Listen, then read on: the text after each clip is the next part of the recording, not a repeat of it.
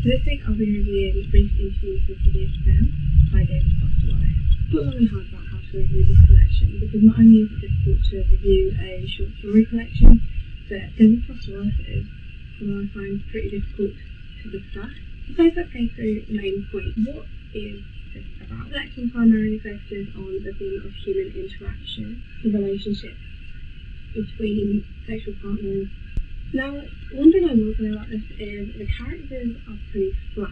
You know very little about their motivations and their lives behind the story that they're actually telling you. First, to actually make them become their story, they're not really a person anymore. They're just a numbered interview in a collection of interviews. This bit I enjoy. Primarily, yes, there are a couple of stories which I would say are a bit lacking. Definitely some that are a bit more dense than others and a bit more difficult to get. One being the depressed person, I found that very difficult to push my way through. But on the whole, I definitely would reread some of these stories, and I kind of feel like I've been converted.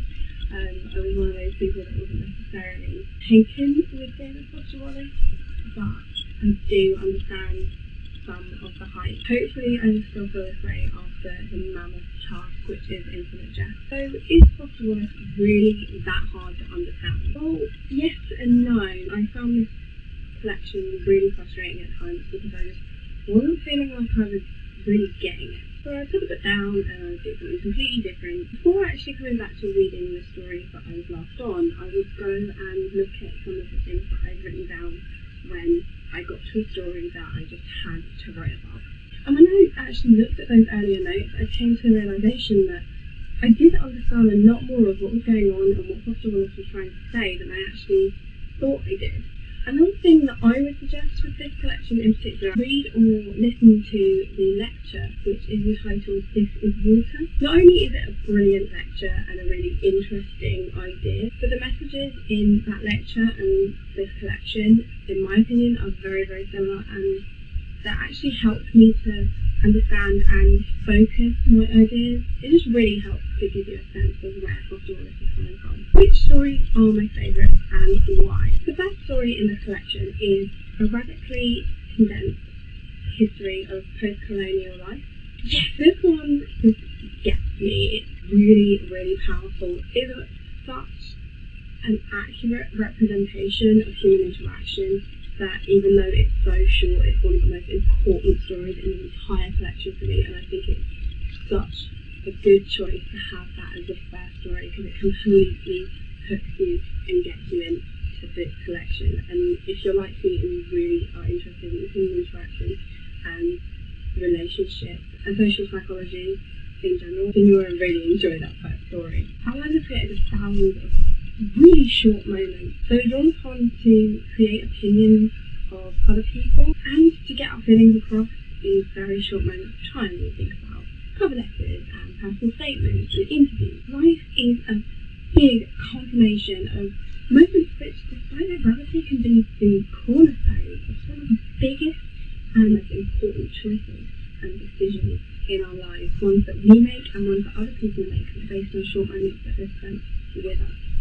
Signifying Nothing is another story that I really like, but I think this story was specifically written in order to highlight the message that David Foster Wallace was trying to bring about, which again was the same sort of idea as This is Water. My final favourite story from this collection. This is the Brief Interview number 46. This is really not for the faint-hearted. It's a really kind of scary recollection of rape and the idea that going through something as terrible as that changes you as a person, and it doesn't necessarily always mean that it was a bad thing. It's really interesting how he can perceive it, and again, this is trying to get you to look at things from this person's point of view. It doesn't necessarily mean their point of view is right. So that leads us on to what is Foster Wallace trying to say, and again, This is Water was a big help to me. I know I've gone on about it quite a lot. This is Water highlights us and our default settings, and tries to talk about how we are inherently selfish. We say we are all a-holes sometimes.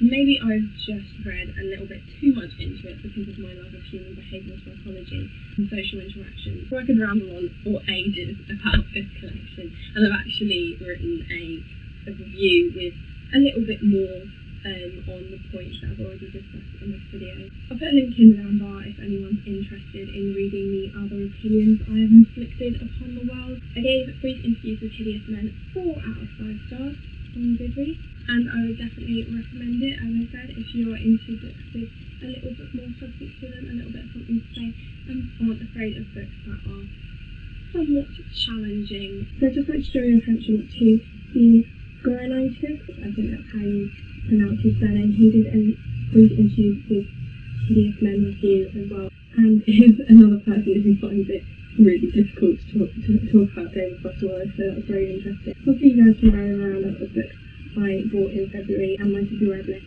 for March. Until then, stay shiny, bye! Yeah.